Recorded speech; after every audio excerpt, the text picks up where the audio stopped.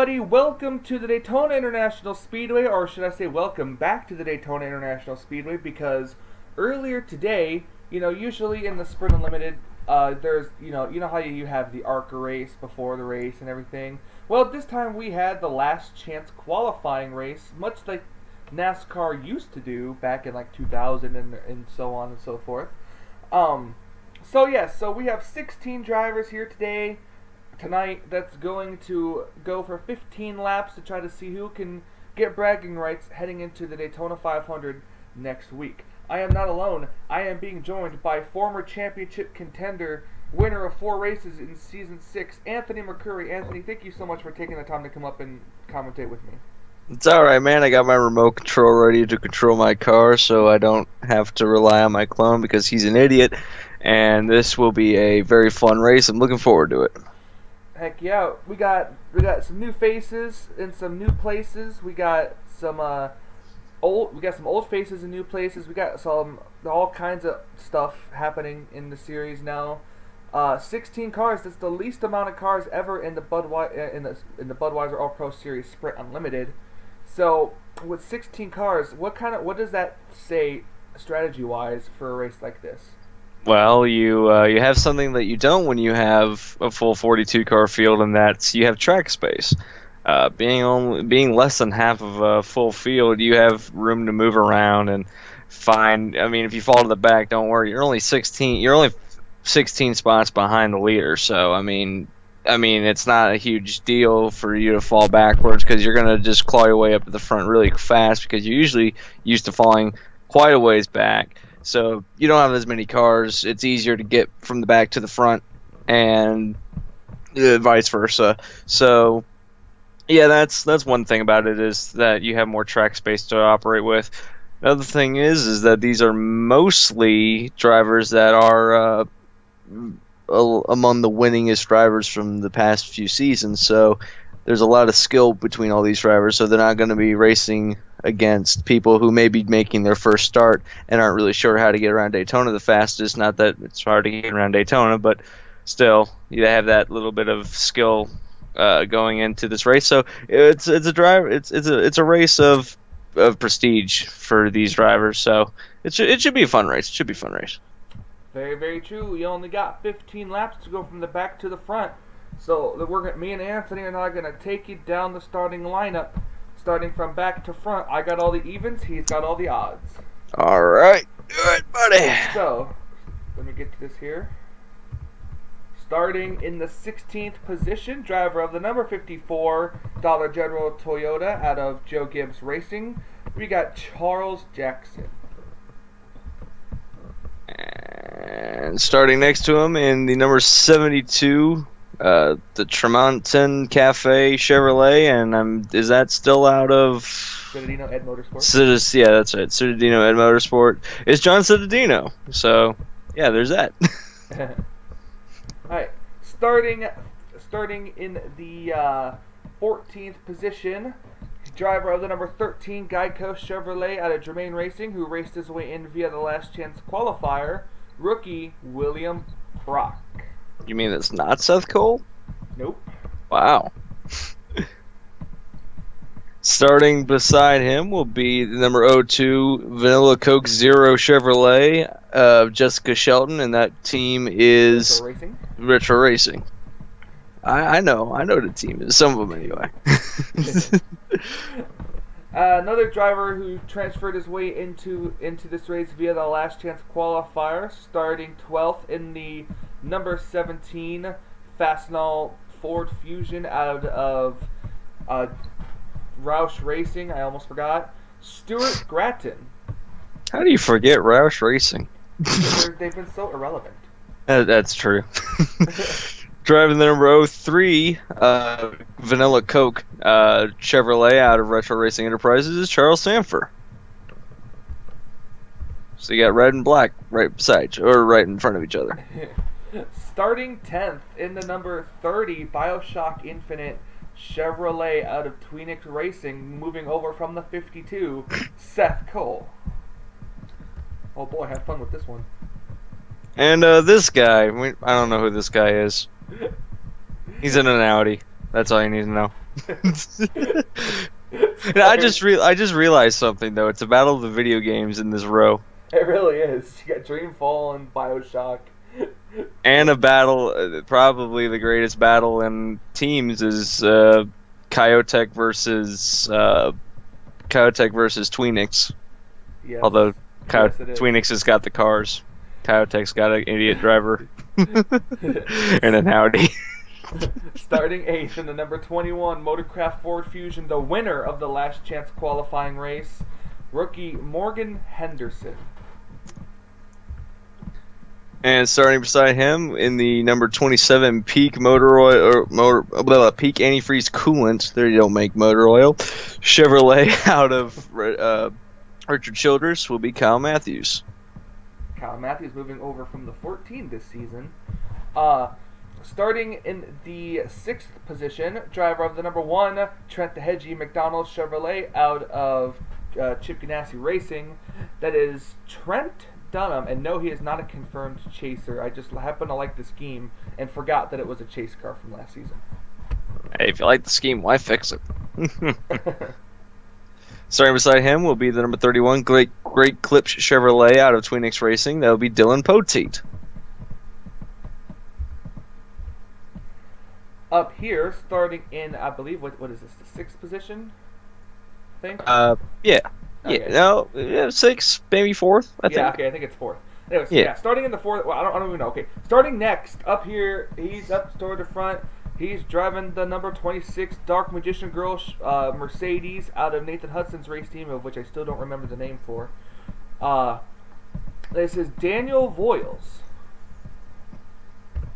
It's a very interesting, bright color for that car. Yeah. Starting beside him will be the number 11 FedEx Express Toyota out of Joe Gibbs Racing. That will be Benjamin Miles. Yes, and starting on the front row, starting second in the number 70 for Travel Motor Coach Mercedes out of Nathan Hudson's racing team. This is James Qualls.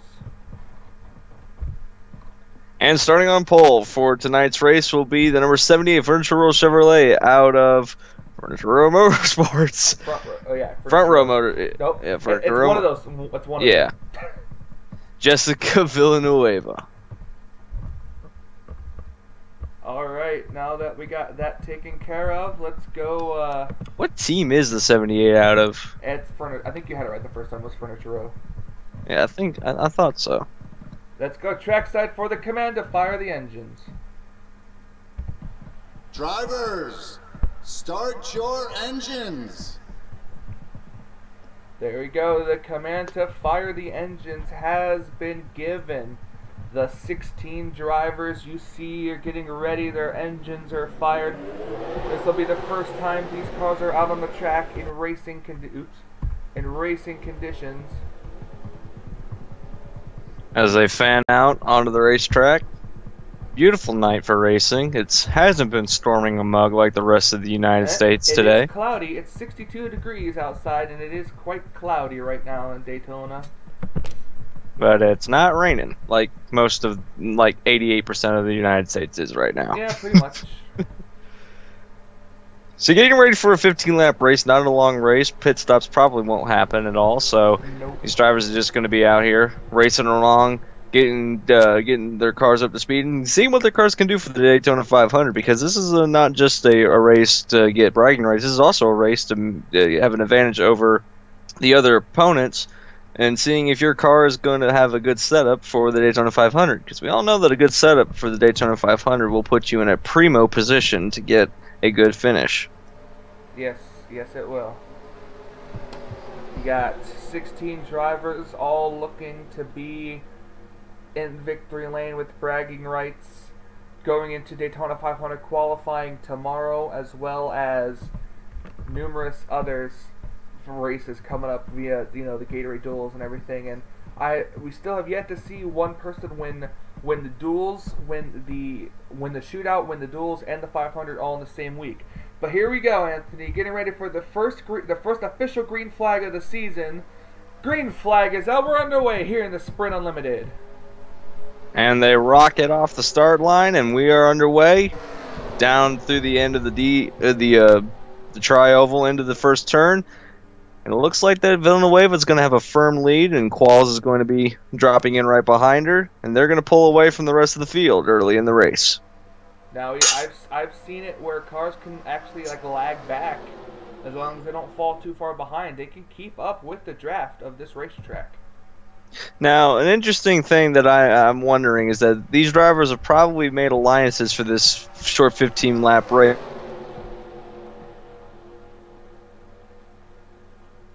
For the short 15-lap race. Yeah, but what about the two German manufacturers? What are they going to do? Have they aligned themselves together, or what are they going to do? I am not too sure. As you see a couple of drivers hit the wall, it's going to be Dylan Poteet. Dylan Poteet is going to come out with the lead, but no, Anthony Mercuri kicks him out of line, and it looks like Seth Cole kind of is seeing what's happening here. He's starting to fall back, and that's might not be a good thing for him. He could lose the draft. And this controller is really fidgety. I got to recalibrate it. Here comes Charles Sanford with help from his teammate Jessica Shelton down the inside line now. Sanford going to take the lead. And Sanford's a good driver on pretty much every track he races on, and he's got he got his teammate right behind him, Jessica Shelton. And these two teammates, I mean, oh, we got somebody on the apron. That's Jackson on the apron. That is true. What's going on? Oh, there's another. Seth Cole's on the apron.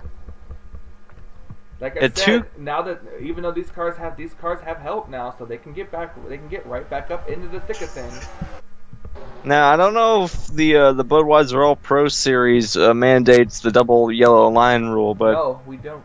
They don't. So, I mean, that was perfectly legal. I wouldn't be surprised if someone tries to use that for the victory, but who knows? Maybe that's going to be one of the dark horses. Is there's a fourth line on the racetrack, and that's the apron.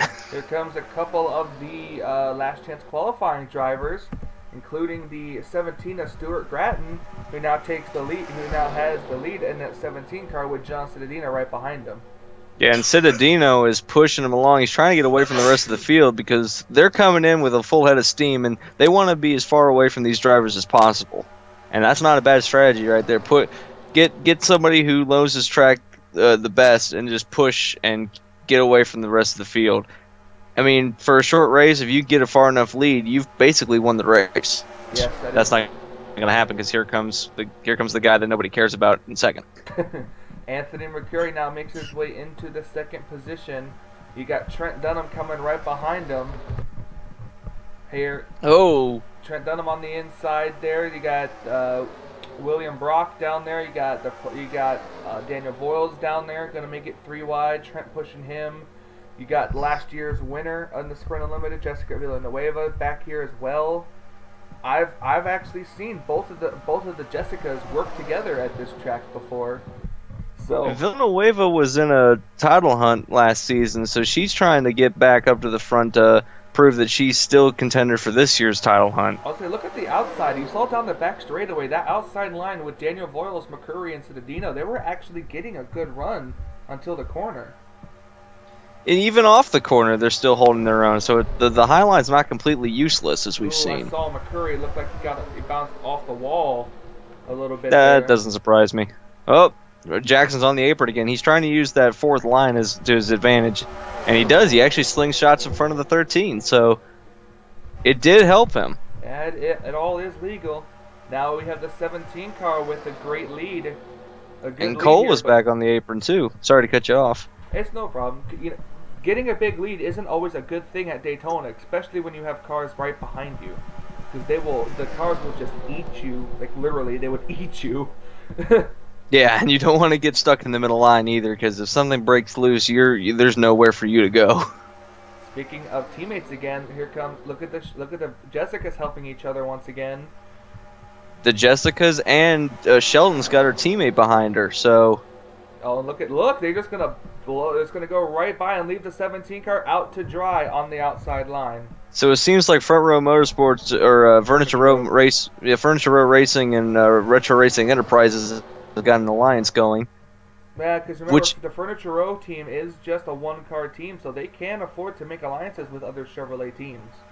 And if I'm not mistaken, doesn't Front Row Motorsports get, or not Front Row? Why do I keep saying that? Because you're so used Furniture to Row, Furniture Row Motorsport get most of their parts and engines from Retro Racing Enterprises now. I actually, I do not know about that. I'll have to do some research, but you might be right.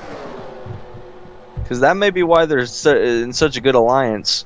And that's a really good thing if you want to win races. I mean, line yourself up with not really teammates, but teams that use your parts, and you could get a lot accomplished.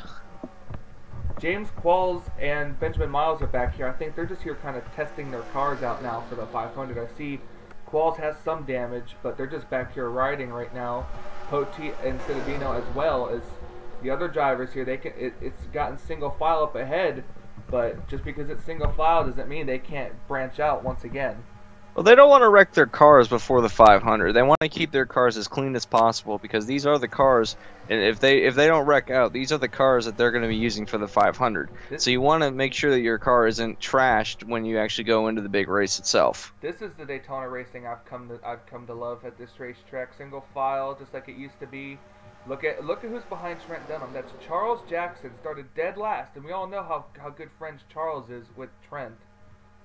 And Charles is actually looking like he's going to the inside, though, so I don't know how friendly he's going to be today, but ooh, he almost got into Jackson. Charles Jackson and Charles Sanford.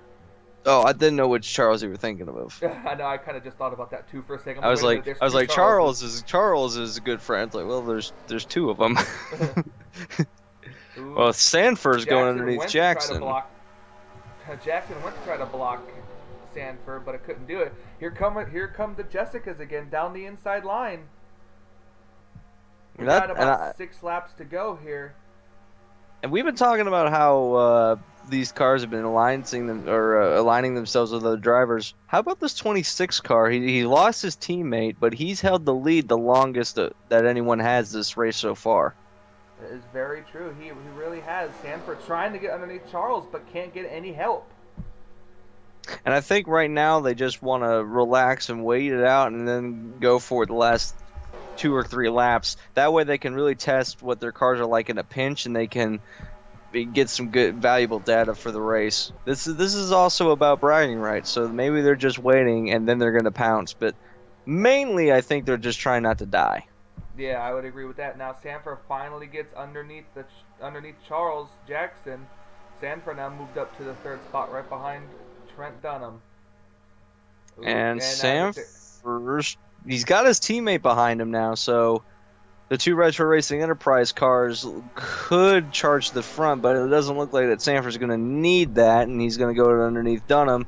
Now he needs to set his sights on the 26. He does. He's got to get up there. We got 5 coming to 4 laps to go. And it's hard to miss that 26 car, so they're going to have to just keep up with it.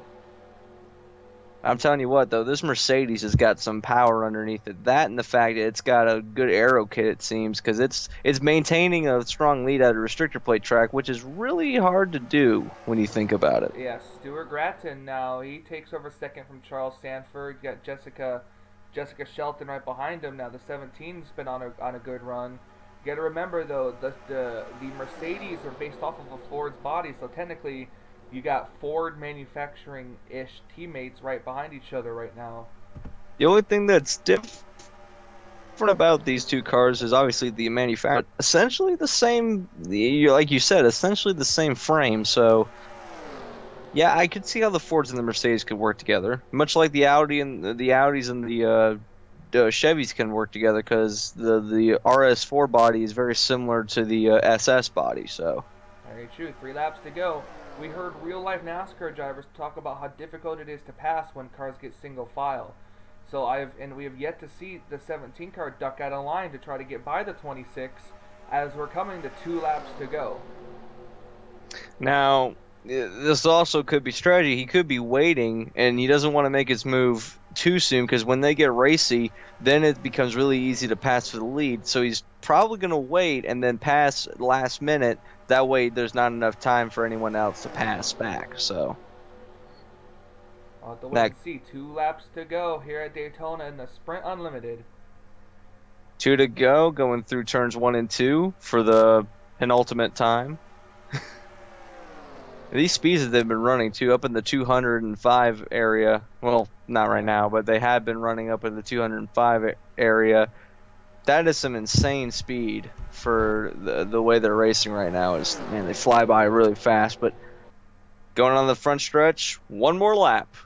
Ooh, the one car's got a good run in the 17. He's just got to make a move to the inside. He could go with them. White flag, 1 lap to go here in the Sprint Unlimited. And Sanford looks underneath Dunham for third. Can he get to it? It looks like he's going to have the preferred line. He is going to get underneath Dunham. That means that now Sanford's going to be able to help. I just thought of his name. Who's in the 17? Stuart Bratton. Gratton. Nope, here comes the 03 going to battle it out for the second position now. That's all the 26 of Daniel Voiles needs to see in his rearview mirror. It's the battle for second.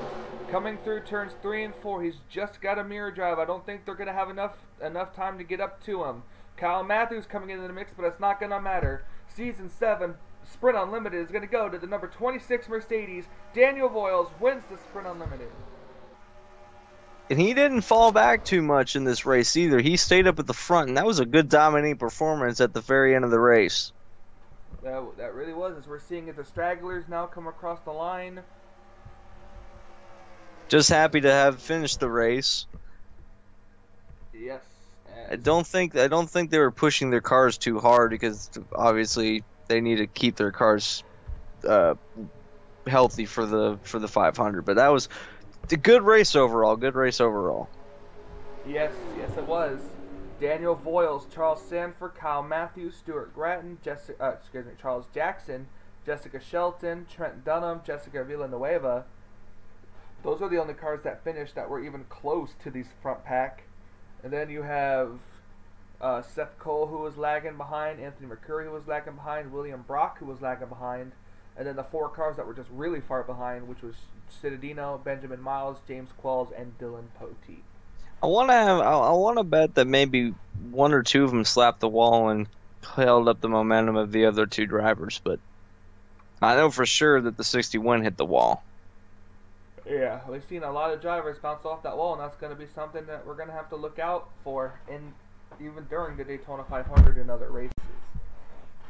But Daniel Voiles holds on to the lead. He led the most laps this race. He led actually most of the second half of the race, and he picks up the win for Mercedes. Charles Sanford right behind him, though.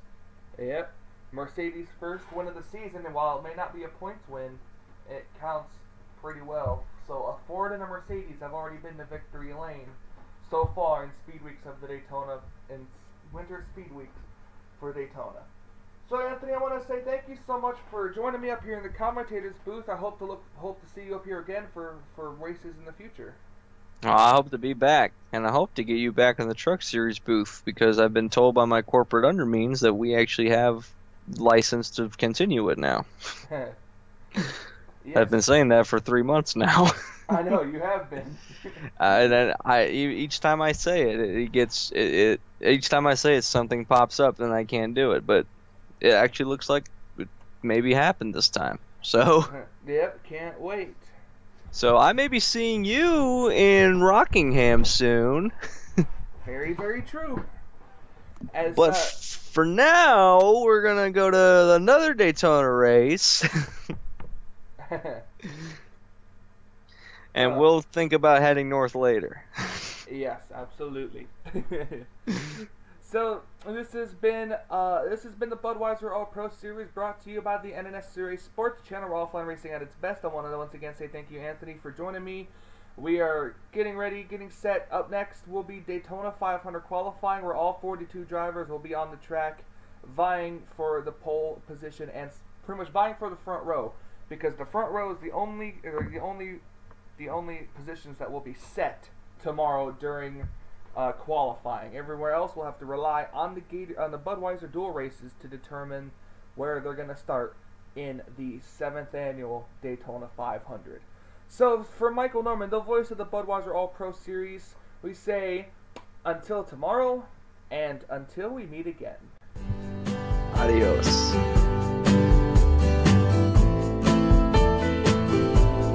That was